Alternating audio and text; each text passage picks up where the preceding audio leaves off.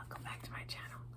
Today I'm going to be reading The Legend of Sleepy Hollow by Washington Irving. So, as you can see, I have the Headless Horseman right here. This little book doesn't have chapters, so what I'm going to do is I'm going to be reading sections, and then I'm going to compile them up and put them together in one video. So hopefully it won't be too long, but we'll see. Sleepy Hollow. So let's get started.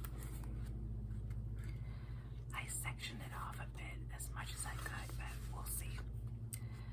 So, in the bosom of one of those spacious coves which indent the eastern shore of the Hudson, at that broad expansion of the river dominated by the ancient Dutch navigators in Tappan Zee, and where they always prudently shorten sail and implored the protection of St. Nicholas when they crossed, where lies a small market town or rural port, which by some is called Greensburg, but which is more generally and properly known by the name of Tarrytown. This name was given, we are told, in former days by the good housewives of the adjacent country, from the inveterate propensity of their husbands to linger about the village tavern on market days. Be that as it may, I do not vouch for the fact, but merely advert to it, for the sake of being precise and authentic. Not far from this village, perhaps about 2 miles, there is a little valley, or rather lap of land among high hills, which is one of the quietest places in the whole world. A small brook glides through it, with just a murmur enough to lull one to repose, and the occasional whistle of a quail or tapping of a woodpecker is almost the only sound that ever breaks in upon the uniform tranquility.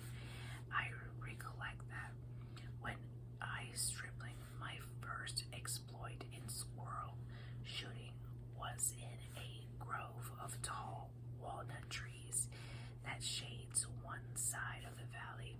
I had wandered into it at noontime, when all nature is peculiarly quiet, and was startled by a roar of my own gun as it broke the Sabbath stillness around and was prolonged and reverberated by the angry echoes. If ever I should wish for a retreat whither I might steal from the world and its distraction of dream quietly away the remnant of a troubled life, I know of none more promising than this little valley. From the listless repose of the place and the peculiar character of its inhabitants, who are descendants from the original Dutch settlers, this sequestered glen has long been known by the name of Sleepy Hollow, and its rustic lads are called the Sleepy Hollow Boys. Throughout all the neighboring country, a drowsy, dreamy influence seems to hang over the land and to pervade the very atmosphere. Some say that the place was bewitched by a high German doctor during the early days of the settlement. Others that an old Indian chief, the prophet or wizard of his tribe, held his powwows there before the country was discovered by Master Hendrik Hudson. Certain it is, the place still continues under the sway of some witching power that holds a spell over the minds of the good people, causing them to walk in a continual reverie. They are given to all kinds of marvelous beliefs, are subject to trances and visions, and frequently see strange sights and hear music and voices in the air. The whole neighborhood abounds with local tales, haunted spots, and twilight superstitions. Stars shoot and meteors glare oftener across the valley than in any other part of the country, and the nightmare with her whole nightfold seems to make it the favorite scene of her gambols. The dominant spirit, however, that haunts this enchanted region and seems to be commander-in-chief of all the powers of the air is the apparition of a figure on horseback without a head. It is said by some to be the ghost of a Hessian trooper whose head had been carried away by a cannonball in some nameless battle during the Revolutionary War, and who is ever and anon seen by the country folk hurrying along in the gloom of night. If on the wings of the wind, his haunts are not confined to the valley, but extended at times to the roads, and especially to the vicinity of a church at no great distance.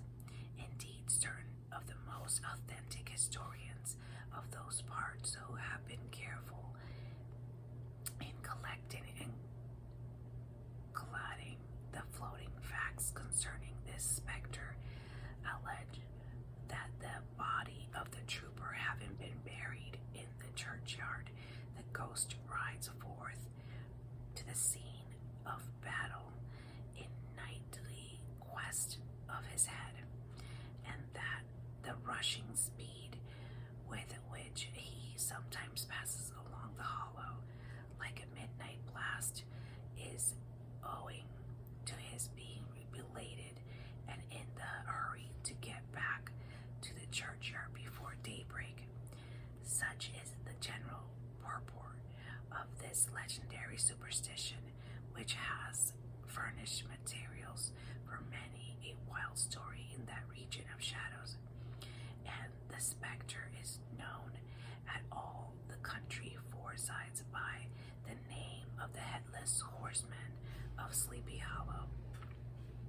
It is remarkable that the visionary propensity I have mentioned, it is not confined to the native inhabitants of the valley, but is unconsciously embedded by everyone who resides there for a time.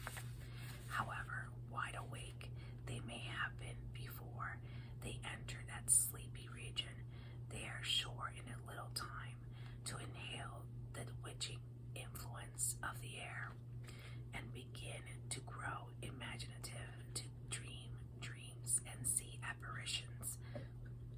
I mention this peaceful spot with all possible laud, for it is in such little retired Dutch valleys found here and there in bosom in the great state of New York that population, manners, and custom refrain fixed, while the great torrent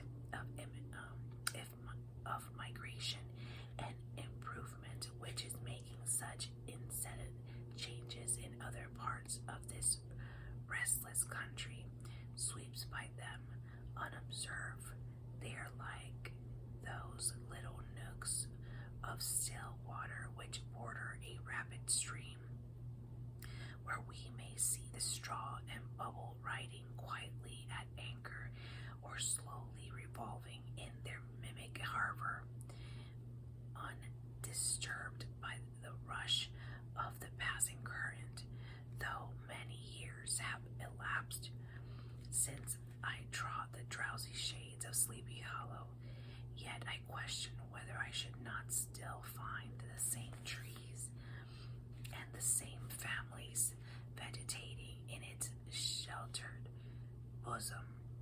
In this, by a place of nature, there abode in a remote period of American history, that is to say, some 30 years since, a worthy wight of the name of Ichabod Crane, who sojourned, or as he expressed it, tarried in Sleepy Hollow for the purpose of instructing the children of the vicinity.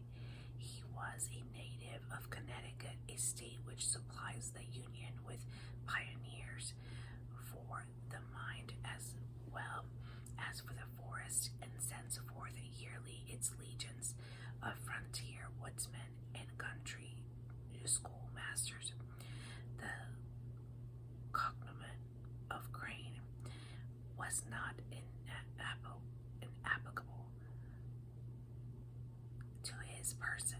He was tall, but exceedingly lank, with narrow shoulders, long arms, and legs, hands that dangled a mile out of his sleeves, feet that might have served for shovels, and his whole frame most loosely hung together. His head was small and flat at top, with huge ears, large green glassy eyes, and a long sniped nose, so that it looked like a weathercock perched upon his spindle neck, to tell which way the wind blew. To see him riding along the profile of a hill on a windy day, with his clothes bagging and fluttering about him, one might have mistaken him for the genius of famine descending upon the earth, or some scarecrow eloped from a cornfield. His schoolhouse was a low building of one large room, rudely constructed of logs, with windows partly glazed and partly patched with leaves of old copybooks. It was most ingeniously secured at vacant hours by a twisted in the handle at the door, and stakes set against the window shutters, so that though a thief might get in a perfect ease, he would find some embarrassment in getting out, an idea most probably borrowed by the architect Jost van Houten from the mystery of an eel pot. The schoolhouse stood in a rather lonely but pleasant situation, just as the foot of a woody hill, with a brook running close by, and formidable birch tree growing at one end of it. From hence the low murmur of his pupils' voices, gunning over their lesson, might be heard in drowsy summer's day, like the hum of a beehive, interrupted now and then by the authoritative voice of the master, in the tone of menace or command, or peradventure by the appalling sound of the birch, as he urged some tardy loiterer along the flowy path of knowledge. Truth to say, he was a conscientious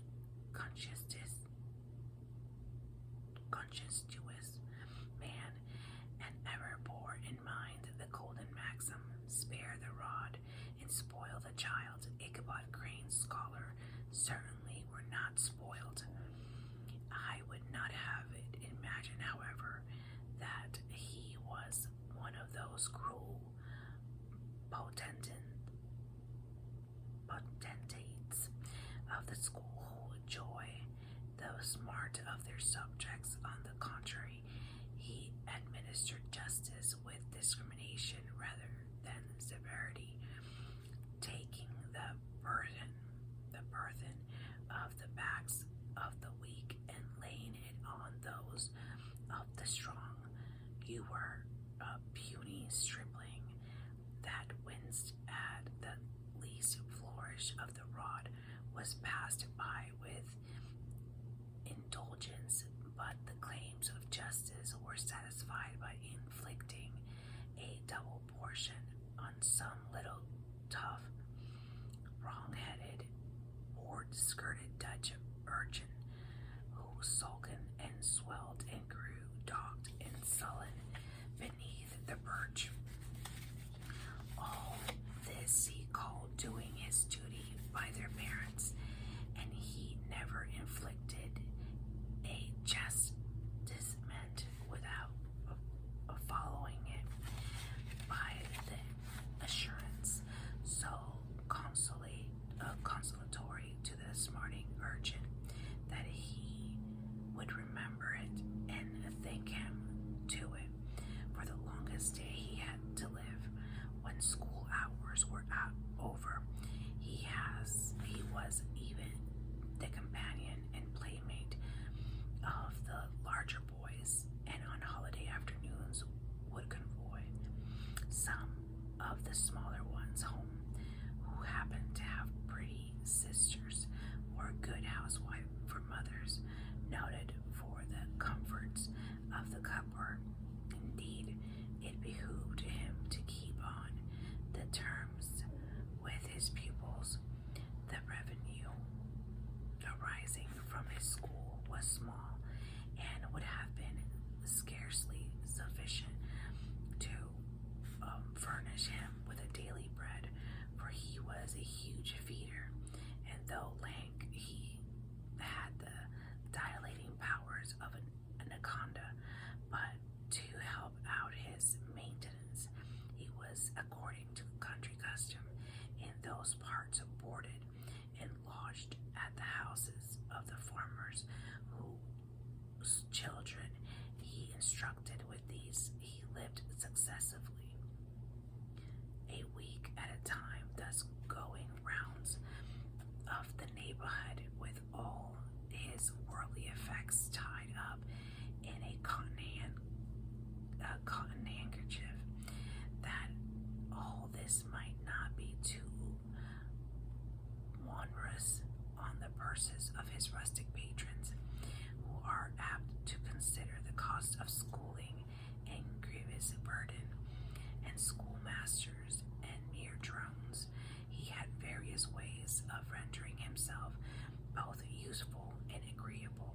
He assisted the farmers occasionally in the lighter labors of their farms, helped to make hay, mended the fences, took the horses to water, drove the cows from pasture, and cut wood from the winter fire. He laid aside too all the dominant dignity and absolute sway with which he lorded it in his little empire, the school, and became wonderfully gentle and ingratiating. He found a favor in his eyes of the mothers by petting the children, particularly the youngest, and like the lion bold, which whilom so magnanimously the lamb did hold, he would sit with the child on one knee and rock and cradle with the other foot for whole hours together. In addition to his other vocations, he was the singing master of the neighborhood. He picked up many bright shillings by instructing the young folks in psalmody. It was a matter of no little vanity to him on Sundays to take his station in front of the church gallery with a band of chosen singers, where in his own mind he completely carried away the palm from the parson. Certain it is his voice resounded far above rest of the congregation, and there are peculiar whirs still to be heard in that church, and which may even be heard half a mile off, quite to the opposite side of the mill pond on a still Sunday morning, which are said to be legitimately descended from the nose of Ichabod Crane, though thus by diverse little makeshifts in the ingenious way which is commonly denominated by hook and by crook, the worth pedagogue got on tolerably enough, and was thought by all who understood nothing of the labor of head work to have wonderfully easy life of it.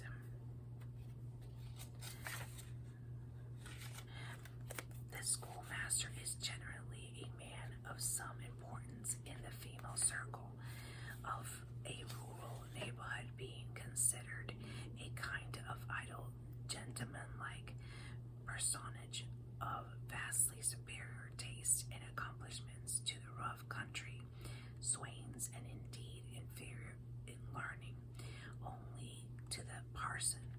His appearance, therefore, is apt to occasion some little stir at the tea table of a farmhouse, and the addition of a supernumerary dish, cakes and sweet meats, or peradventure the parade of silver teapots, are men of letters, therefore was peculiarly happy in the smiles of all the country damsels. How he would figure among them in the churchyard between services on Sundays, gathering grapes for them from the wild vines that overrun the surrounding trees, reciting for their amusement all the epitaph on the tombstones, or sauntering with whole bevy of them along the banks of the adjacent mill pond, while the more bashful country bumpkins hung sheepishly back, envying his superior elegance and address from his half itinerant life. Also, he was kind of traveling gazette, carrying the whole budget of local gossip from house to house, so that his appearance was always greeted with satisfaction.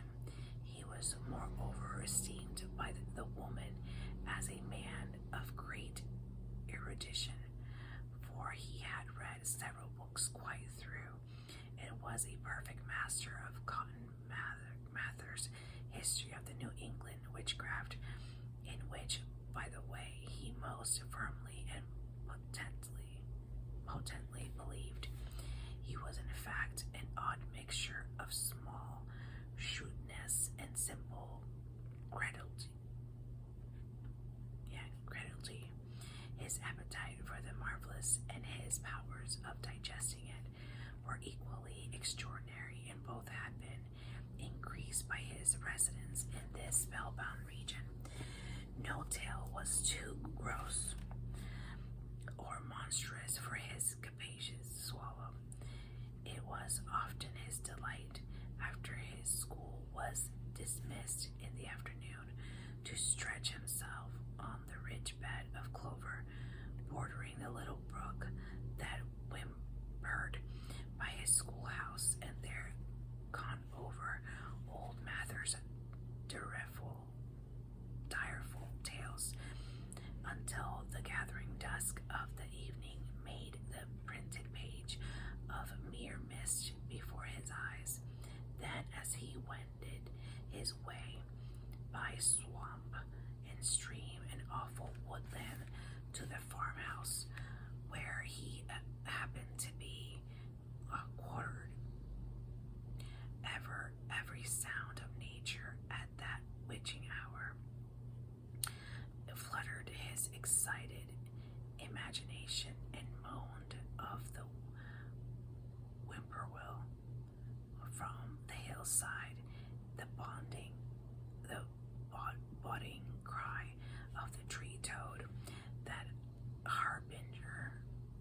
storm, the dreary hooting of the screech owl, or the sudden rustling in the thicket of birds frightened from their roost. The fireflies, too, which sparkled most vividly in the darkest places, now and then startled him as one of uncommon brightness would stream across his path, and if by chance a huge blockhead of a beetle came winging his blundering flight against him, the poor varlet was ready to give up the ghost with the idea that he was struck with a witch's token.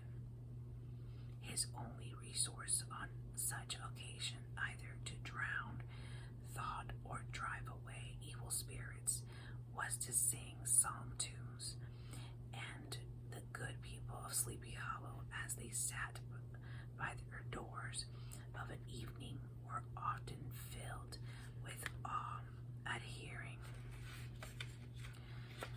nasal melody.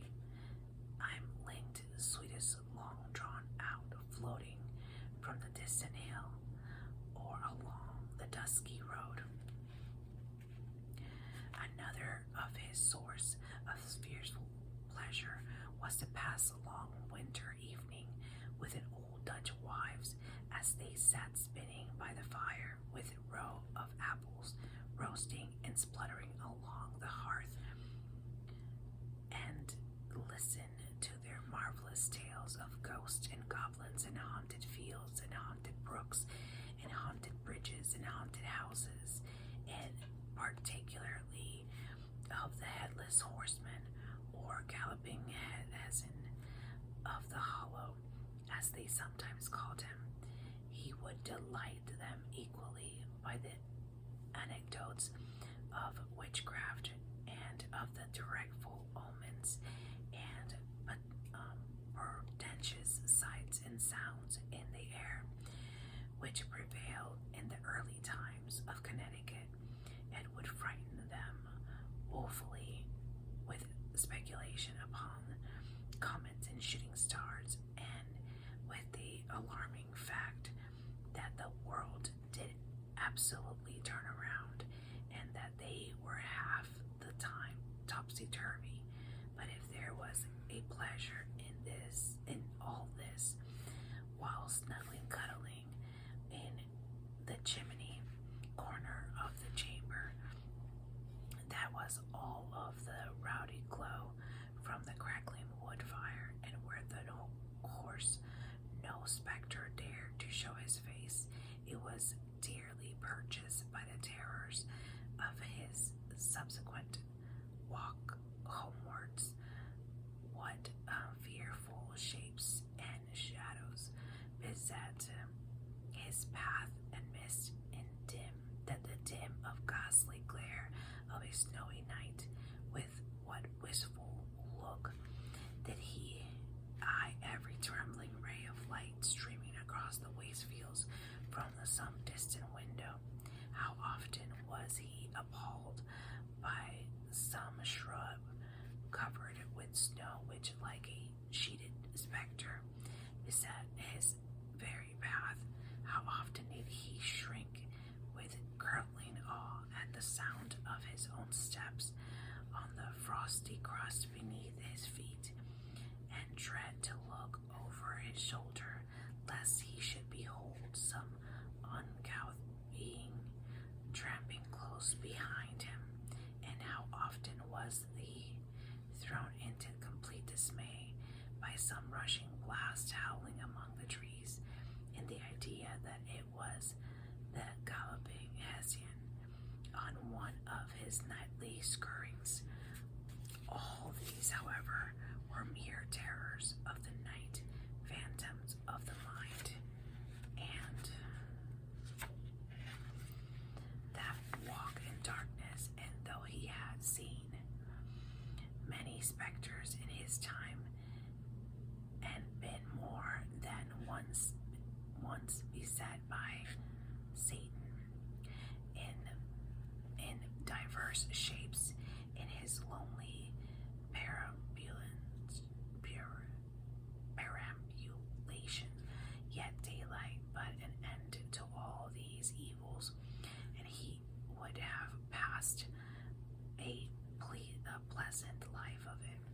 despite of the devil, and all his works in his path had not been crossed by a being that causes more perplexity to mortal man than ghosts, goblins, and the whole race of witches put together. And that was a woman among the musical disciples who assemble one evening in each week to receive his instructions in psalmody, was Katrina Van Tassel, the daughter and only child of a substantial Dutch farmer.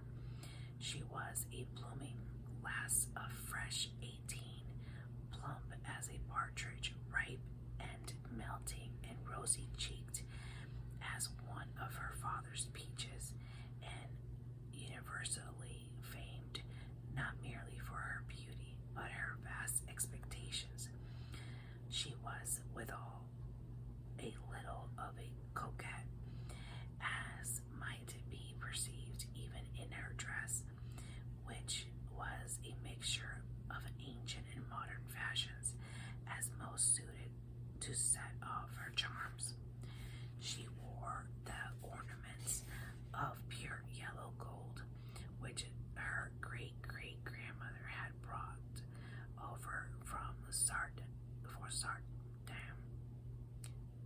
The tempting stomacher of the olden time, and withal a provokingly short petticoat to display the prettiest foot and ankle in the country around.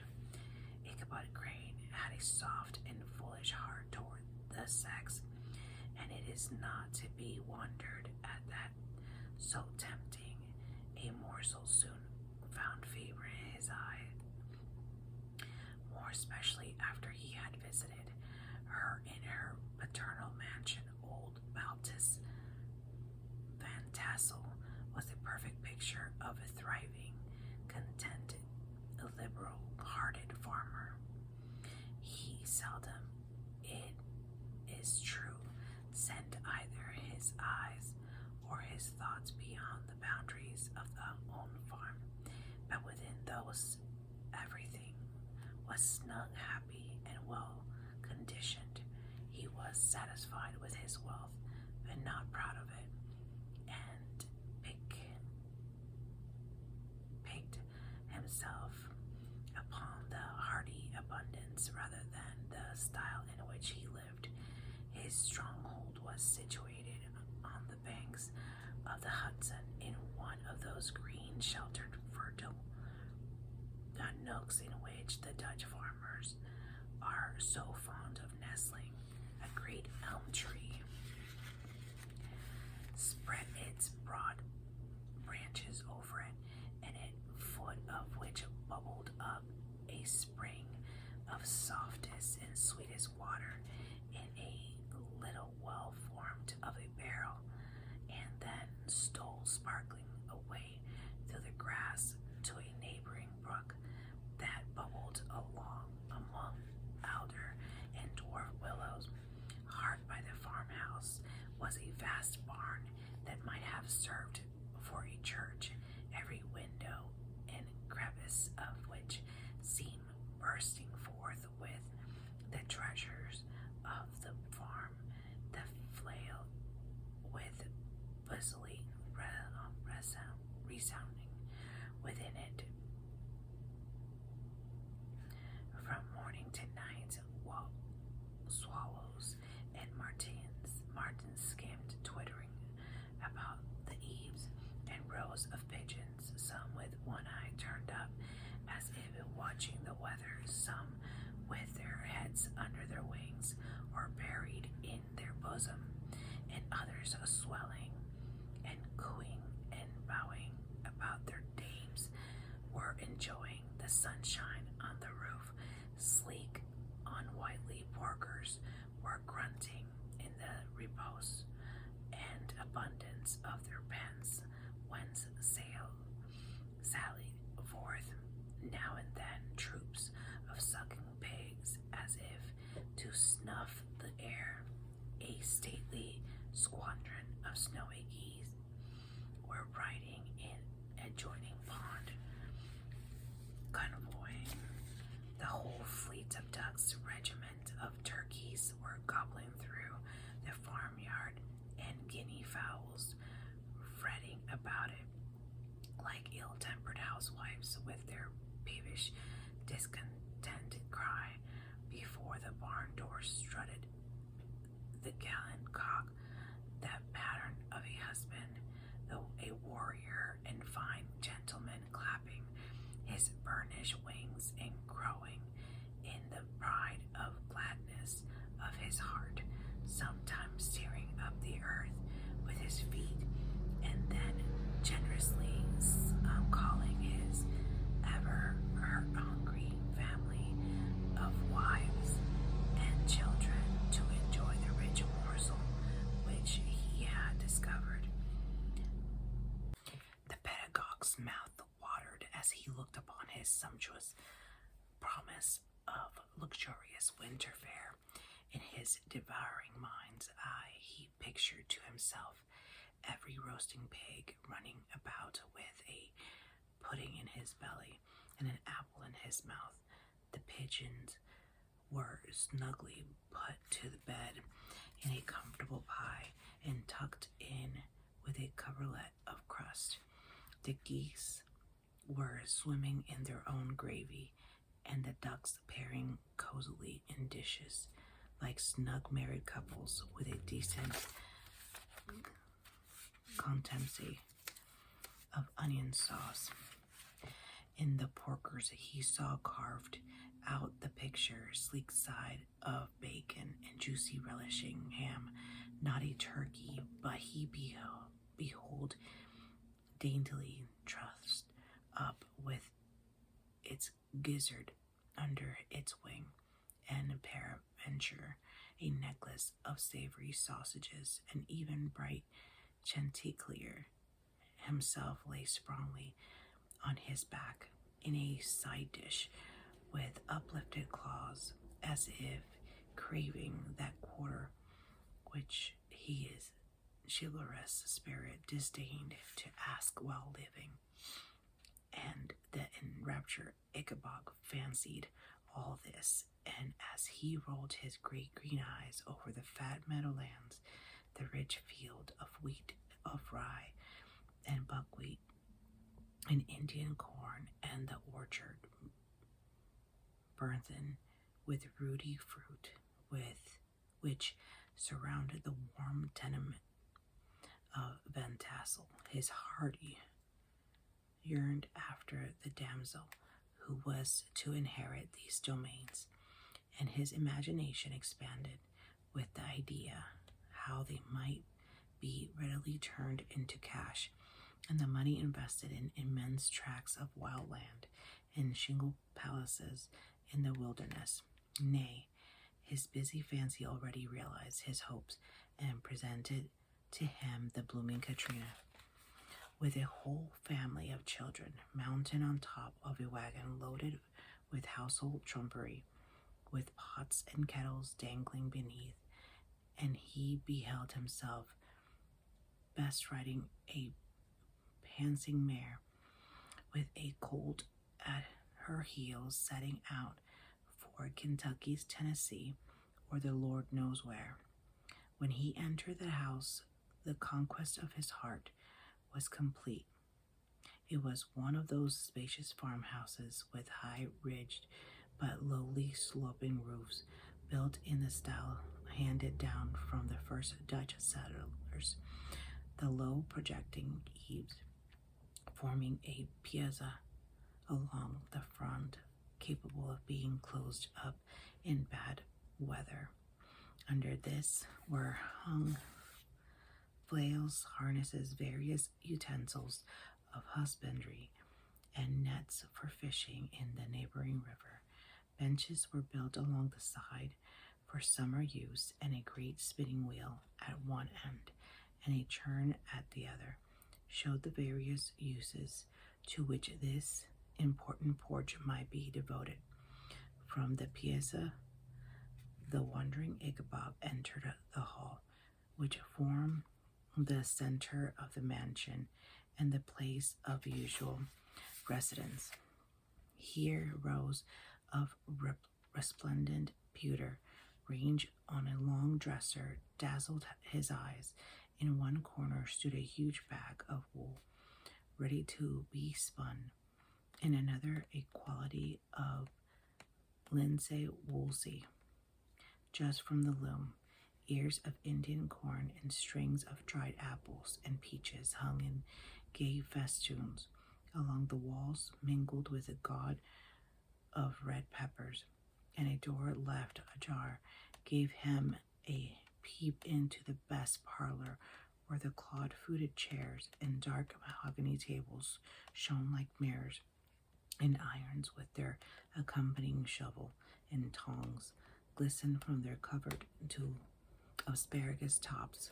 Mock oranges in conch shells decorated the mantelpiece. Strings of various colored birds' eggs were suspended above it. A great ostrich egg was hung from the center of the room, and a corner cupboard, knowingly left open, displayed immense treasures of old silver and well-mended china. From the moment Ichabod laid his eyes upon these regions of delight, the peace of his mind was at an end, and his only study was how to gain the affections of the peerless daughter of Van Tassel. In this enterprise, however, he had more real difficulties than generally fell to the lot of a knight-errant of yore, who seldom had anything but giants, enchanteries, fairy, dragons, and such like easily conquered adversaries to contend with, and had to make his way merely through gates of iron and brass and walls of adamant to the castle keep, where the lady of his heart was confined, all which he achieved as easily as a man would carve his way to the center of a Christmas pie. And then the lady gave him her hand as a matter of course. Ichabod, on the contrary, had to win his way to the heart of a country coquette, beset with a labyrinth of whims and caprice, which were forever presenting new difficulties and impediments, and he had to encounter the host of fearful adversary of real flesh and blood, the numerous rustic admirers who beset every portal to her heart, keeping a watch and angry eye upon each other, but ready to fly out in common cause against a new competitor. Among these, the most formidable was a burly, roistering blade of the name of Abraham, or according to the Dutch abbreviation, Brom van Burnt, the hero of the country round, which rang with his feats of strength and hardihood. He was broad-shouldered and double-jointed, with short curly black hair and a bluff but not unpleasant countenance, having a mingled air of fun and arrogance. From his Herculean frame and great power of limb, he had received the nickname of Brom Bones, by which he was universally known. He was famed for great knowledge and skill in horsemanship, being as dexterous on horseback as a Tartar. He was foremost at all races and cockfights, and with the ascendancy which boldly strength acquires in rustic life, was the umpire in all disputes, setting his hat on one side and giving his decisions with an air and tone admitting of no gainsay or appeal. He was always ready for either a fight or a frolic, but had more mischief than ill will in his composition, and with all his overbearing roughness, there was a strong dash of waggish good humor at bottom. He had 3 or 4 boon companions who regarded him as their model, and at the head of whom he scorned the country, attending every scene of feud or merriment for miles around. In cold weather, he was distinguished by a fur cap surmounted with a floating foxtail, and when the folks at a country gathering described this well-known crest at the distance, whisking about among a squad of hard riders, they always stood by for a squall. Sometimes his crew would be heard dashing along past of the farmhouses at midnight with whoop and galloo like a troop of dawn Cossacks, and the old dames, startled out of their sleep, would listen for a moment till they hurry-scurry had clattered by, and then exclaimed, "Aye, there goes Brom Bones and his gang." The neighbors looked upon him with a mixture of awe, admiration, and goodwill, and when any madcap prank or rustic brawl occurred in the vicinity, always shook their heads and warranted Brom Bones was at the bottom of it. This rentable hero had for some time singled out by the blooming Katrina for the object of his uncouth gallantries, and though his enormous toyings were something like the gentle caresses and endearments of a bear, yet it was whispered that she did not altogether discourage his hopes. Certain it is, his advances were signals for rival candidates to retire, who felt no inclination to cross a lion in his amours, in so much that when his horse was seen tied to Van Tassel's paling on a Sunday night, a sure sign that his master was courting, or as it is termed, sparking, within all other suitors passed by in despair and carried the war into other quarters.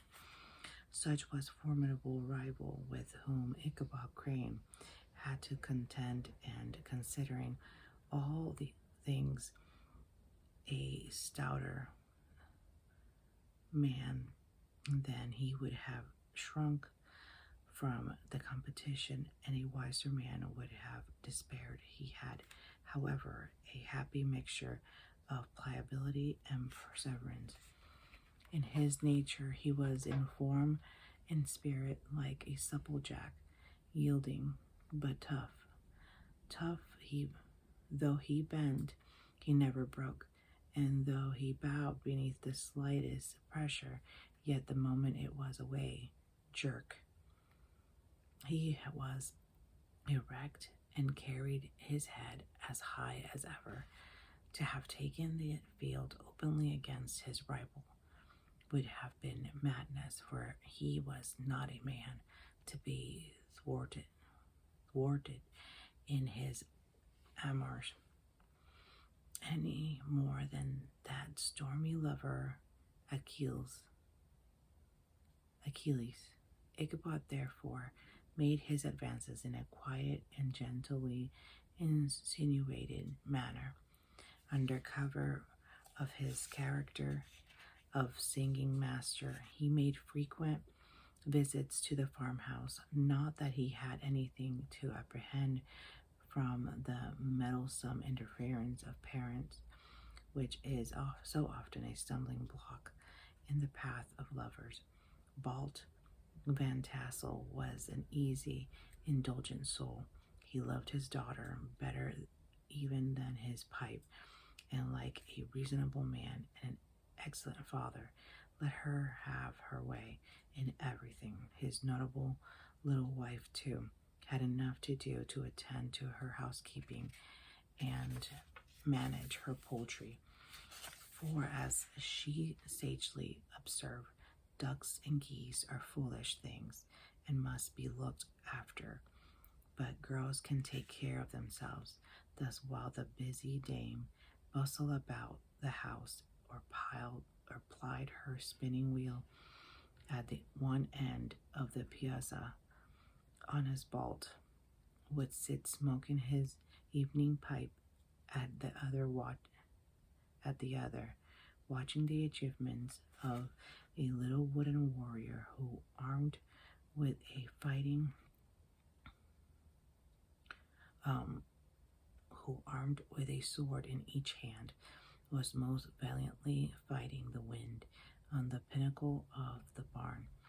In the meantime, Ichabod would carry on his suit with the daughter by the other side of the spring under the great elm, or sauntering along in the twilight, that hour so favorable to the lover's eloquence. I profess not to know how women's hearts are wooed and won. To me, they have always been matters of riddle and admiration. Some seem to have but one vulnerable point or door of access, while others have 1,000 avenues and may be captured in 1,000 different ways. It is a great triumph of skill to gain the former, but a still greater proof of generalship to maintain possession of the latter.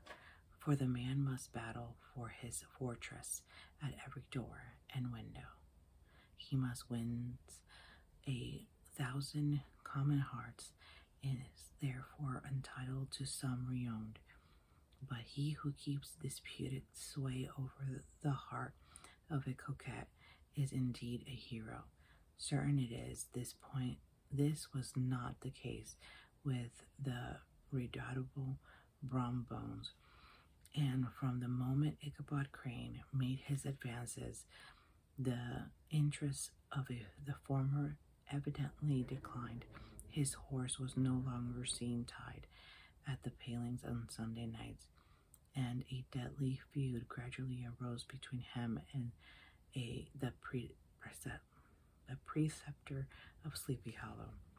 Brom, who had a degree of rough chivalry in his nature, would fain have carried matters to open warfare and have settled their pretensions to the lady according to the mode of those most conscious and simple reasoners. The knights errant of yore by single combat, but Ichabod was too conscious of the superior might of his adversary to enter the lists against him. He had overheard a boast of Bones that he would double the schoolmaster up and lay him on the shelf of his own schoolhouse, and he was too wary to give him an opportunity. There was something extremely provoking in this obstinately pacific system. It left Brom no alternative but to draw upon the funds of rustic waggery in his disposition, and to play off boorish practical jokes upon his rival. Ichabod became the object of whimsical persecution to Bones and his gang of rough riders. They harried his hitherto peaceful domains, smoked out his singing school by stopping up the chimney, broke into the schoolhouse at night, in spite of its formidable fastenings in the window stakes, and turned everything topsy-turvy, so that the poor schoolmaster began to think all the witches in the country held their meetings there. But what was still more annoying, Brom took all opportunities of turning him into ridicule in presence of his mistress, and had a scoldrel dog whom he taught to whine in the most ludicrous manner, and introduced as a rival of Ichabod's to instruct her in simony. In this way matters went on for some time, without producing any material effect on the relative situation of the contending powers. On a fine autumnal afternoon, Ichabod, in a pensive mood, sat enthroned on the lofty stool whence he usually watched all the concerns of his literal realm.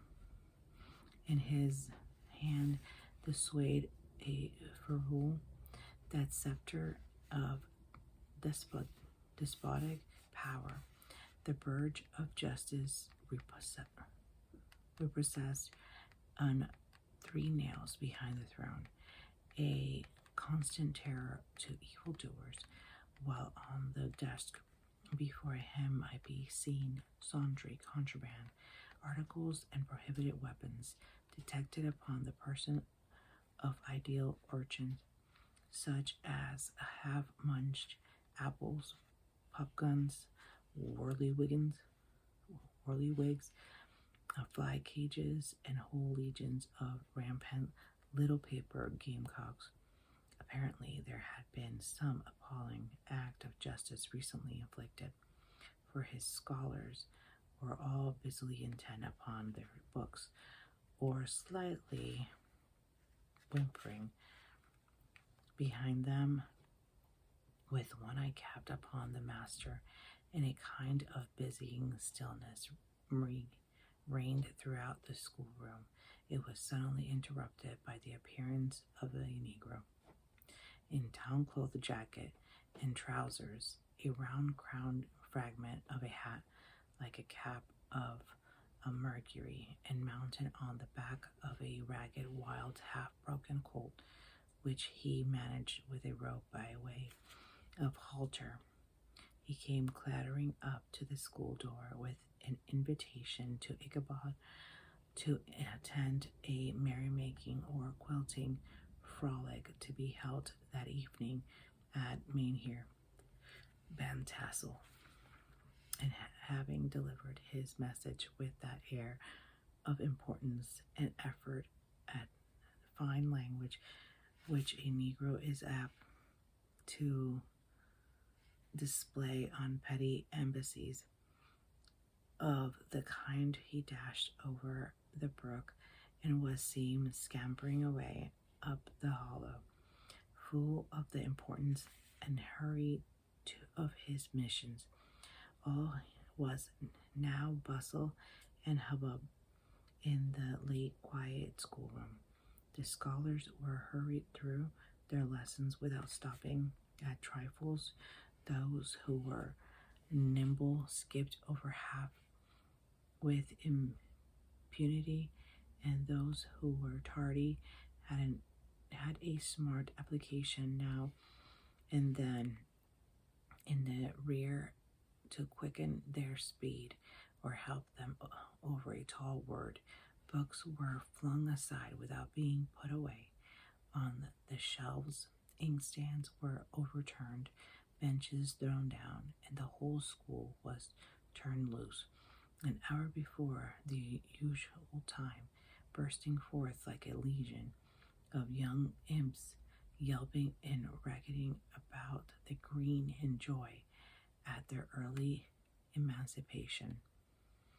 The gallant Ichabod now spent at least an extra half an hour at his toilet, brushing and furbishing up his best, and indeed only suit of rusty black, and enraging his looks by a bit of broken looking glass that hung up in the schoolhouse, that he might make his appearance before his mistress in the true style of a cavalier. He borrowed a horse from the farmer with whom he was domiciliated, a choleric old Dutchman, in the name of Hans van Ripper, and thus gallantly mounted, issued forth like a knight-errant in quest of adventures. But it is meet I should, in the true spirit of romantic story, give some account of the looks and equipments of my hero and his steed. The animal he bestrode was broken down, plow horse that had outlived almost everything but his viciousness. He was gaunt and shagged, with an neck and a head like a hammer. His rusty mane and tail were tangled and knotted with burrs. One eye had lost its pupil and was glaring and spectral, but the other had gleam of a genuine devil in it. Still, he must have had fire and metal in his day, if we may judge from the name he bore of gunpowder. He had in fact been a favorite steed of his master, the choleric Van Ripper, who was a furious rider and had infused very proudly some of his own spirit into the animal. For an old and broken down as he looked, there was more of lurking devil in him than in any young filly in the country. Ichabod was a suitable figure for such a steed. He rode with short stirrups, which brought his knees nearly up to the pommel of the saddle. His sharp elbows stuck out like grasshoppers. He carried his whip perpendicularly in his hand, like a scepter, and as his horse jogged on, the motion of his arms was not unlike the flapping of a pair of wings. A small wool hat rested on the top of his nose, for so his scanty strip of forehead might be called, and the skirts of his black coat fluttered out almost to the horse tail. Such was the appearance of Ichabod and his steed as they shambled out of the gate of Hans Van Ripper, and it was altogether such an apparition as is seldom to be met with a broad daylight. It was, as I have said, a fine autumnal day. The sky was clear and serene, and nature wore that rich and golden livery which we always associate with the idea of abundance. The forest had put on their sober brown and yellow, while some trees of the tenderer kind had been nipped, but the frost into brilliant dyes of orange, purple, and scarlet. Streaming files of wild ducks began to make their appearance high in the air. The bark of the squirrel might be heard from the groves of beech and hickory nuts, and the pensive whistle of the quail at intervals from the neighboring stubble field. The small birds were taking their farewell blankets, and in the fullness of their revelry, they fluttered, chirping and frolicking from bush to bush and tree to tree, capricious from the very profusion and variety around them.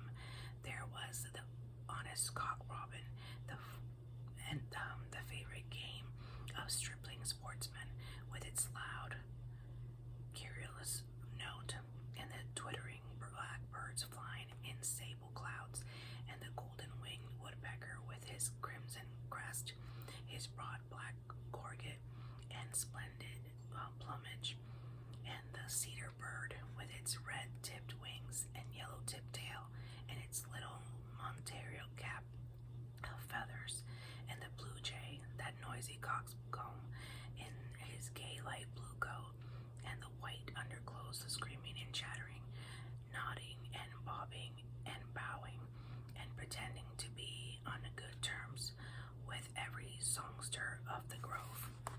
As Ichabod jogged slowly on his way, his eye ever open to every symptom of culinary abundance, racked with delight over the treasure of jolly autumn. On all sides he beheld a vast store of apples, some hanging in oppressive opulence on the trees, some gathered into baskets and barrels for the market, others heaped up in rich piles for the cider press. Farther on he beheld great fields of Indian corn, with its golden ears peeping from their leafy cupboards, and holding out the promise of cakes and nasty pudding, and the yellow pumpkins lying beneath them, turning up their fair round bellies to the sun, and giving ample prospects to the most luxurious of pies. And anon he passed the fragrant buckwheat fields, breathing the odor of the beehive, and as he beheld them, soft anticipation stole over his mind of dainty slapjacks, well buttered and garnished with honey and treacle by the delicate little dimple hand of Katrina Van Tassel, thus feeding his mind with many sweet thoughts and sugared suppositions. He journeyed along the sides of a range of hills which look out upon some of the goodliest scenes of the mighty Hudson. The sun gradually wheeled his broad disk down into the west. The wide bosom of the Tappan Zee lay motionless and glassy, excepting that here and there a gentle undulation waved and prolonged the blue shadow of the distant mountain. A few amber clouds floated in the sky without a breath of air to move them. The horizon was of a fine golden tint, changing gradually into a pure apple green, and from that into the deep blue of the mid-heaven. A slanting ray lingered on the woody crest of the precipice that overhung some parts of the river, giving greater depth to the dark gray and purple of their rocky sides. A sloop was loitering in the distance, dropping slowly down with the tide, her sail hanging uselessly against the mast, and as the reflection of the sky gleamed along the still water, it seemed as if the vessel was suspended in the air. It was toward evening that Ichabod arrived at the castle of the Heer Van Tassel, which he found thronged with the pride and flower of the adjacent country.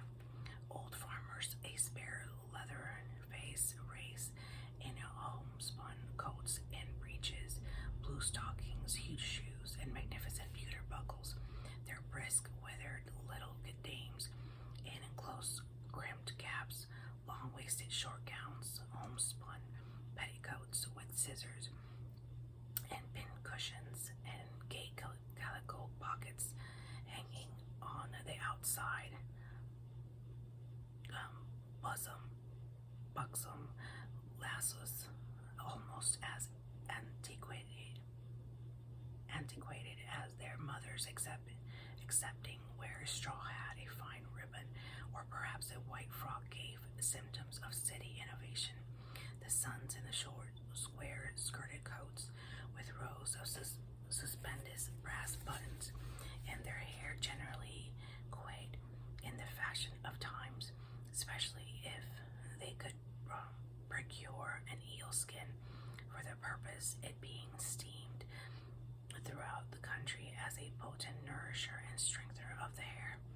Brom Bones, however, was the hero of the scene, having come to the gathering on his favorite steed, daredevil creature like himself, full of mettle and mischief, and which no one but himself could manage. He was in fact noted for preferring vicious animals given to all kinds of tricks, which kept the rider in constant risk of his neck, for he held a tractable, well-broken horse as unworthy of a lad of spirit. Fain would I pause to dwell upon the world of charms that burst upon that enraptured gaze of my hero as he entered the state parlor of Van Tassel's mansion, not those of the bevy of buxom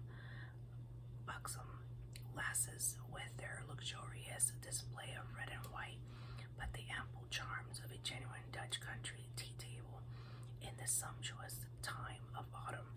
Such heaped up platters of cakes of various and almost indescribable kinds known only to experienced Dutch housewives. There was the dowdy donut, and the tender olie koek, and the crisp and crumbling cruller, sweet cakes and shortcakes, ginger cakes and honey cakes, and the whole family of cakes.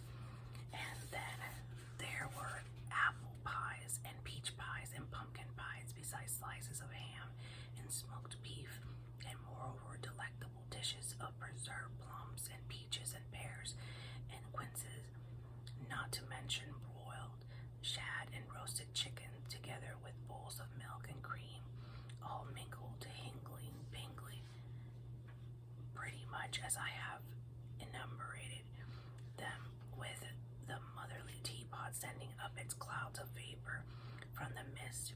Heaven bless the mark. I want breath and time to discuss the banquet as it deserves, and I am too eager to get on with my story. Happily, Ichabod Crane was not in so great a hurry as his historian, but did ample justice to every dainty.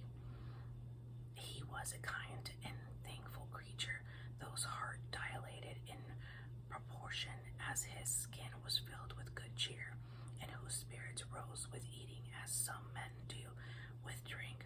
He could not help to, rolling his large eyes around him as he ate, and chuckling with the possibility that he might one day be lord of all this scene of almost unimaginable luxury and splendor. Then he thought how soon he'd turn his back upon the old schoolhouse, snap his fingers in the face of Hans Van Ripper and every other niggardly patron and kick any itinerant pedagogue about the doors that should dare to call him comrade. Old Baltus Van Tassel moved about among his guests with a face dilated with content and good humor, round and jolly as a harvest moon. His hospitable attentions were brief but expressive, being confined to a shake of the hand and a slap on the shoulder, a loud laugh, and a pressing invitation to fall to and help themselves. And now the sound of the music from the common room or hall summoned to the dance. The musician was an old gray-headed Negro who had been the itinerant orchestra of the neighborhood for more than half a century. His instrument was an old and battered as himself. The greater part of the time he scraped on 2 or 3 strings, accompanying every movement of the bow with a motion of the head, bowing almost to the ground and stomping with his foot. Whenever a fresh couple were to start, Ichabod prided himself upon his dancing as much as upon his vocal powers. Not a limb, not a fiber about him was idle, and to have seen his loosely hung frame in full motion and clattering about the room, you would have thought Saint Vitus himself, that blessed patron of dance, was figuring before you in person. He was the admiration of all the Negroes, who, having gathered of all ages and sizes from the farm and the neighborhood, stood forming a pyramid of shining black faces at every door and window, gazing with delight at the scene, rolling their white eyeballs and showing grinning rows of ivory from ear to ear. How could the flogger of urchins the otherwise than animated and joyous? The lady of his heart was his partner in the dance, and smiling graciously in reply to all his amorous oglings, while Brom Bones, sorely smitten with love and jealousy, sat brooding by himself in one corner. When the dance was at an end, Ichabod was attracted to a knot of the Stacker folks, who with old Van Tassel sat smoking at one end of the piazza, gossiping over former times and drawing out long stories about the war. This neighborhood, at the time of which I am speaking, was one of those highly favored places which abound with chronicle and great men. The British and American line had run near it during the war. It had therefore been the scene of marauding and infested with refugees, cowboys, and all kinds of border chivalry. Just sufficient time had elapsed to enable each storyteller to dress up his tale with a little becoming fiction, and in the indistinctness of his recollection to make himself the hero of every exploit. There was a story of Dolphy Martling, a large blue-bearded Dutchman who had nearly taken a British frigate with an old iron 9-pounder from a mud breastwork, only that his gun burst at the 6th discharge, and there was an old gentleman who shall be nameless, being too rich a mynheer to be lightly mentioned, who in the battle of White Plains, being an excellent master of the defense, partied a musket ball with a small sword, insomuch that he absolutely felt it whiz around the blade and glance off at the hilt, in proof of which he was ready at any time to show the sword with the hilt and a little bent. There were several more that had been equally great in the field, not one of whom but was persuaded that he had a considerable hand in bringing the war to a happy termination. But all these were nothing to the tales of ghosts and apparitions, and succeeded. The neighborhood is rich in legendary treasures of the kind. Local tales and superstitions thrive best in these sheltered, long-settled retreats, but are trampled underfoot by the shifting throng that forms the population of most of our country places. Besides, there is no encouragement for ghosts in most of our villages, for they have scarcely had time to finish their first nap and turn themselves in their graves before their surviving friends have traveled away from the neighborhood, so that when they turn out at night to walk their rounds, they have no acquaintance left to call upon. This is perhaps the reason why we so seldom hear the ghosts except in our long-established Dutch communities. The immediate cause, however, of the prevalence of supernatural stories in these parts was doubtless owing to the vicinity of Sleepy Hollow. There was a contagion in the very air that blew from the haunted region and breathed forth an atmosphere of dreams and fancies infecting all the land. Several of the Sleepy Hollow people were present at Van Tassel's, and as usual were doling out their wild and wonderful legends. Many dismal tales were told about funeral trains and mourning cries and wailing heard and seen about the great tree there the unfortunate Major Andre was taken, and which stood in the neighborhood. Some mentions was also of the woman in white that haunted the dark glen at Raven Rock, and was often heard to shriek on winter nights before a storm, having perished there in the snow.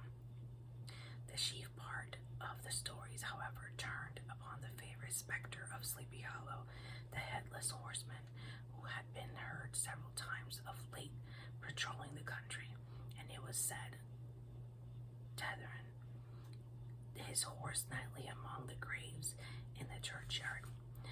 The sequestered situation of this church seemed always to have made it a favorite haunt of troubled spirits. It stands on a knoll, surrounded by locust trees and lofty elms, from among which its decent whitewashed walls shine modestly forth, like Christian purity beaming through the shades of retirement. A gentle slope descends from it to a silver sheet of water, bordered by high trees between which peeps may be caught at the blue hills of the Hudson, to look upon its grass-grown yard, where the sunbeam seems to sleep so quietly. One would think that there at least the dead might rest in peace. On one side of the church extend a wide woody dell, along which raves a large brook among broken rocks and trunks of fallen trees. Over a deep black part of the stream, not far from the church, was formerly thrown a wooden bridge. The road that led to it and the bridge itself were thickly shaded by overhanging trees, which cast a gloom about it, even in the daytime, but occasioned a fearful darkness at night. This was one of the favorite haunts of the Headless Horseman, and the place where he was most frequently encountered. The tale was told of old Brower, a most heretical disbeliever in ghosts, how he met the horseman returning from his foray into Sleepy Hollow, and was obliged to get up behind him, how they galloped over bush and brake, over hill and swamp, until they reached the bridge, when the horseman suddenly turned into a skeleton, threw old Brower into the brook, and sprang away over the treetops with a clap of thunder. This story was immediately matched by the thrice marvelous adventure of Brom Bones, who made light of the galloping Hessian as an errant jockey. He affirmed that on returning one night from the neighboring village of Sing Sing, he had been overtaken by this midnight trooper, that he had offered to race with him for a bowl of punch, and should have won it too, for Daredevil beat the goblin horse all hollow. But just as they came to the church bridge, the Hessian bolted and vanished in a flash of fire. All these tales told in that drowsy undertone with which men talk in the dark, and the countenance of the listeners only now and then receive a casual gleam from the glare of a pipe, sank deep in the mind of Ichabod. He repaid them in kind with large extracts from his invaluable author, Cotton Mather, and added any marvelous events that had taken place in his native state of Connecticut, and fearful sights which he had seen his nightly walks upon Sleepy Hollow. The revel now gradually broke up. The old farmers gathered together, their farm families in their wagons, and were heard for some time rattling along the hollow roads and over the distant hills, some of the damsels mounted on pillions behind their favorite swains, and their light-hearted laughter mingling with the clatter of hoofs echoed along the silent woodlands, sounding fainter and fainter until they gradually died away, and the late scene of noise and frolic was all silent and deserted. Ichabod only lingered behind, according to the custom of country lovers, to have a tete-a-tete with a heiress, fully convinced that he was now on the high road to success. What passed at this interview I will not pretend to say, for in fact I do not know. Something, however, I fear me must have gone wrong, for he certainly sallied forth after no very great interval, with an air quite desolate and shop-falling of these women, could that girl have been playing off any of her coquettish tricks? Was her encouragement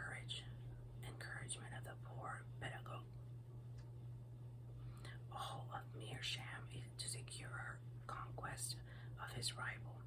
Heaven only knows, not I. Let it suffice to say, Ichabod stole forth with the air of one who had been snacking a hen roost rather than a fair lady's heart, without looking to the right or left to notice the scene of rural wealth on which he had so often gloated. He went straight to the stable, and with several hearty cuffs and kicks roused his steed most uncomfortless from the comfortable quarters in which he was soundly sleeping, dreaming of mountains of corn and oats and whole valleys of timothy and clover. It was the very witching time of night that Ichabod, heavy-hearted and crestfallen, pursued his travel homeward along the sides of the lofty hills which rise above Tarrytown, in which he had traversed so cheerily in the afternoon. The hour was a dismal, and as himself far below him, the Tappensee spread its dusky and indistinct waste of waters, which here and there the tall mast of a sloop riding quietly at anchor number of land. In the dead hush of midnight he could even hear the barking of the watchdog from the opposite shore of the Hudson. But it was so vague and faint as only to give an idea of his distance from this faithful companion of man. Now and then, too, the long-drawn crowing of the cock, accidentally awakened, would sound far, far off from some farmhouse away among the hills, but it was like a dreaming sound in his ear. No signs of life occurred near him, but occasionally the melancholy chirp of a cricket, or perhaps a guttural twang of a bullfrog from the neighboring marsh, as if sleeping uncomfortably and turning suddenly in his bed. All the stories of ghosts and goblins that he had heard in the afternoon now came crowding upon his recollection. The night grew darker and darker.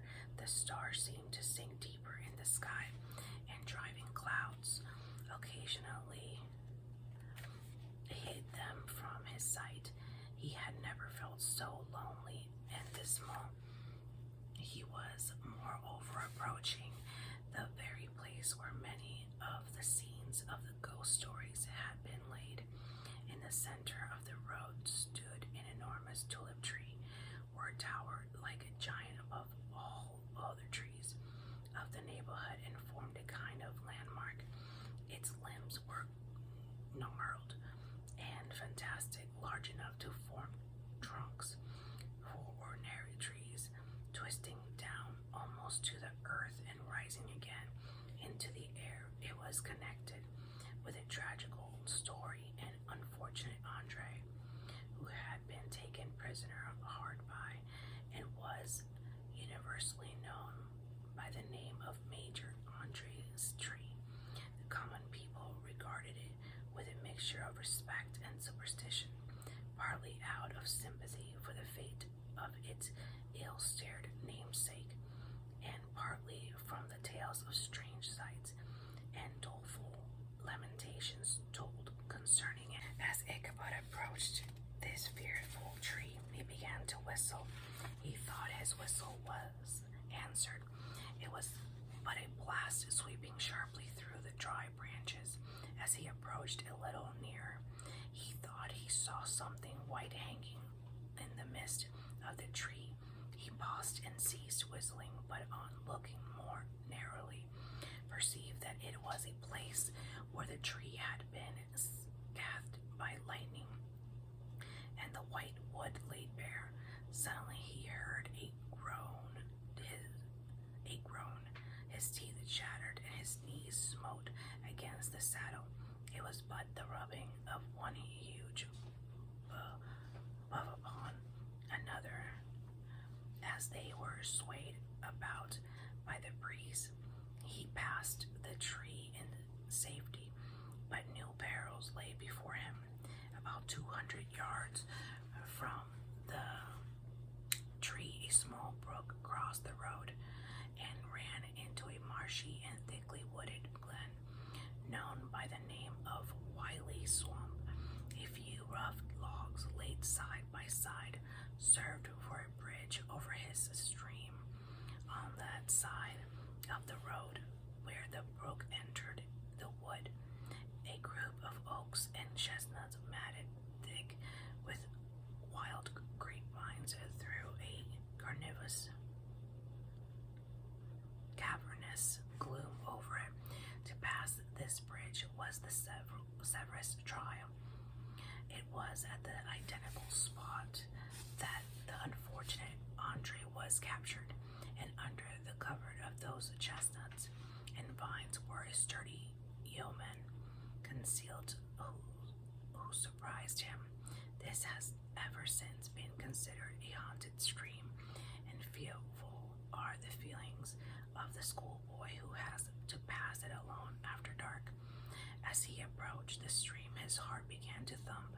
He summoned up, however, all his resolution, gave his horse half a score of kicks in the ribs, and attempted to dash briskly across the bridge. But instead of starting forward, the perverse old animal made a lateral movement and ran broadside against the fence. Ichabod, whose fears increased with the delay, jerked the reins on the other side and kicked lustily with the contrary foot. It was all in vain. His steed started, it is true, but it was only the plunge to the opposite side of the road, into the thickets of brambles and alder bushes. The schoolmaster now bestowed both whip and heel upon the starveling ribs of an old gunpowder, who dashed forward, snuffling and snorting, but came to a stand just by the bridge with a suddenness that had nearly sent his rider sprawling over his head. Just at this moment, a plashy tramp by the side of the bridge caught the sensitive ear of Ichabod. In the dark shadow of that grove, on the margin of the brook, he beheld something huge, misshapen, black and towering. It stirred not, but seemed gathered up in the gloom, like some gigantic monster ready to spring upon the traveler. The air of the affrighted pedagogue rose upon his head with terror. What was to be done? To turn and fly was now too late, and besides, what chance was there of escaping ghost or goblin, if such it was, which could ride upon the wings of the wind? Summoning up therefore a show of courage, he demanded in stammering accents, "Who are you?" He received no reply. He repeated his demand in a still more agitated voice. Still there was no answer. Once more he cudgeled the sides of the inflexible gunpowder, and shutting his eyes, broke forth with involuntary fervor into a solemn tune. Just then the shadowy object of alarm put itself in motion, and with a scramble and bound stood at once in the middle of the road. Though the night was dark and dismal, yet the form of the unknown might now in some degree be ascertained. He appeared to be a horseman, a large dimensions and mounted on a black horse of powerful frame. He made no offer of molestation or sociability, but kept aloof on one side of the road, jogging along on the blind side of old Gunpowder, who had now got over his fright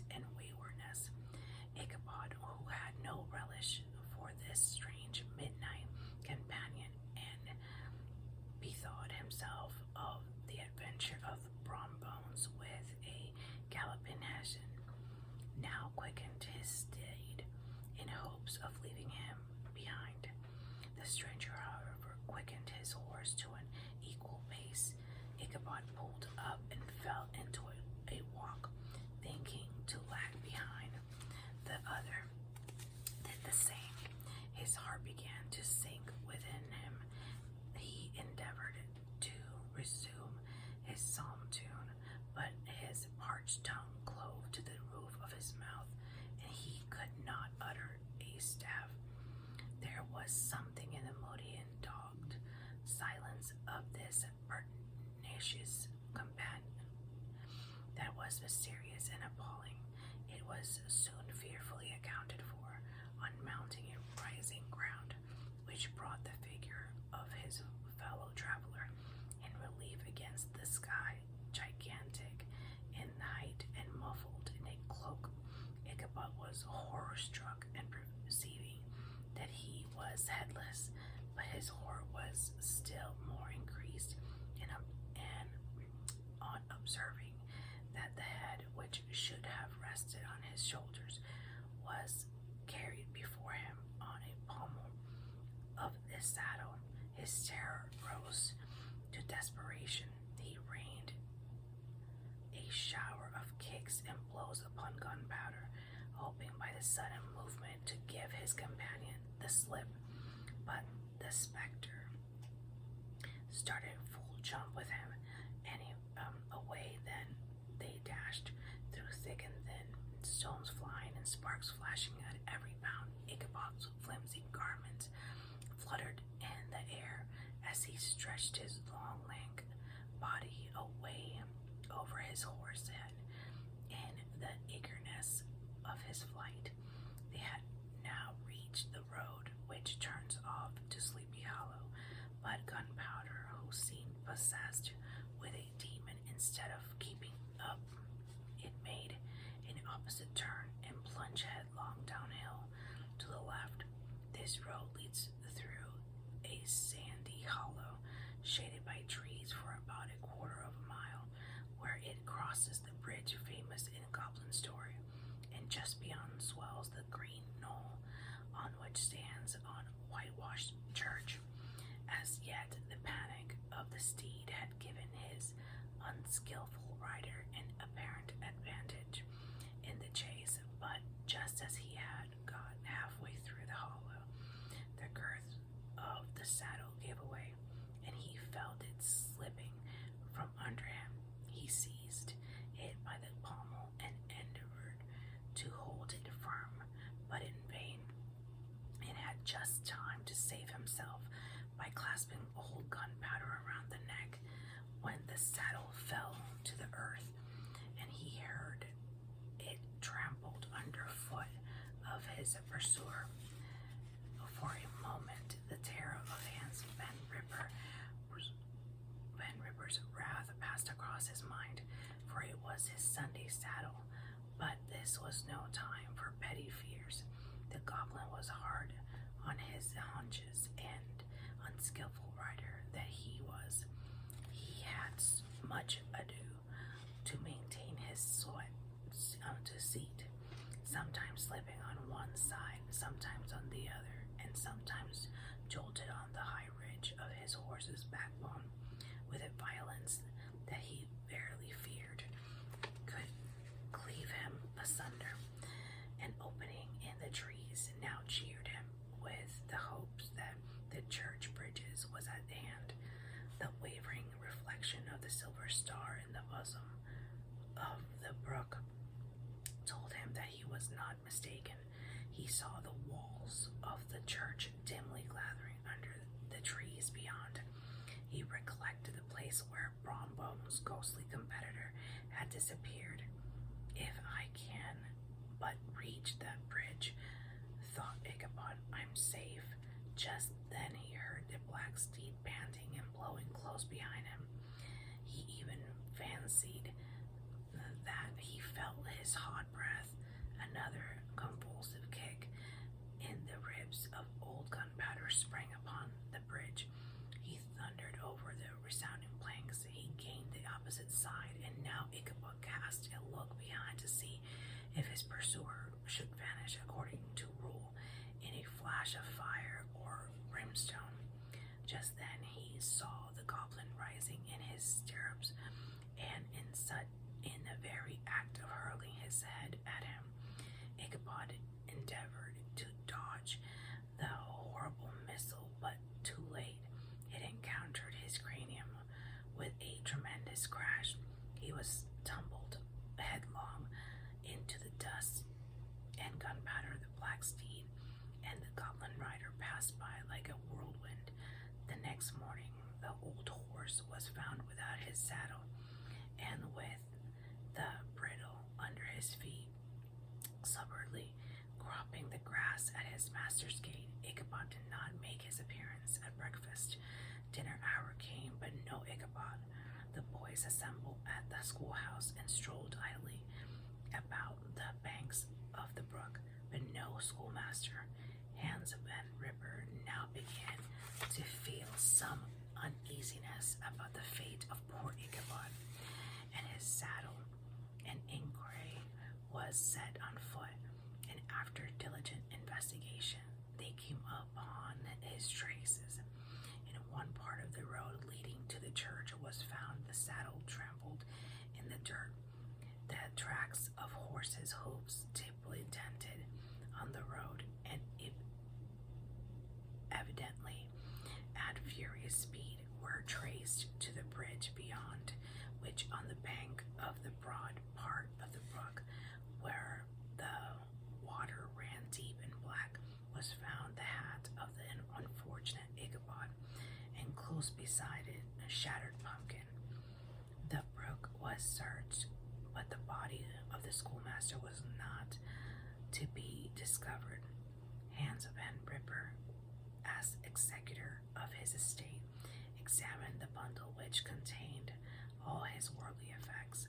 They consisted of 2 shirts and a half, 2 socks for the neck, a pair or 2 of worsted stockings, an old pair of corduroy small clothes, a rusty razor, a book of psalm tunes full of dogs' ears, and a broken pitch pipe. As to the books and furniture of the schoolhouse, they belong to the community, except in Cotton Mather's History of Witchcraft, a New England almanac, and a book of dreams and fortune telling, in which last was a cheat foolscap, much scribbled and blotted in several fruitless attempts to make a copy of verses in horror of the heiress of Van Tassel. These magic books and poetic scrolls were forthwith consigned to the flames by Hans Van Ripper, who from that time forward determined to send his children no more to school, observing that he never knew any good come from of this same reading and writing.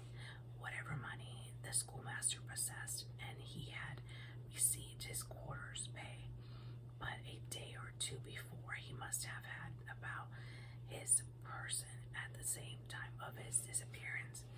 The mysterious event caused much speculation at the church on the following Sunday. Knots of gazers and gossips were collected in the churchyard, at the bridge, and at the spot where the hat and pumpkin had been found. The stories of Brower, of Bones, and a whole budget of others were called to mind, and when they had diligently considered them all and compared them with all the symptoms of the present case, they shook their heads and came to the conclusion that Ichabod had been carried off by the galloping Hessian.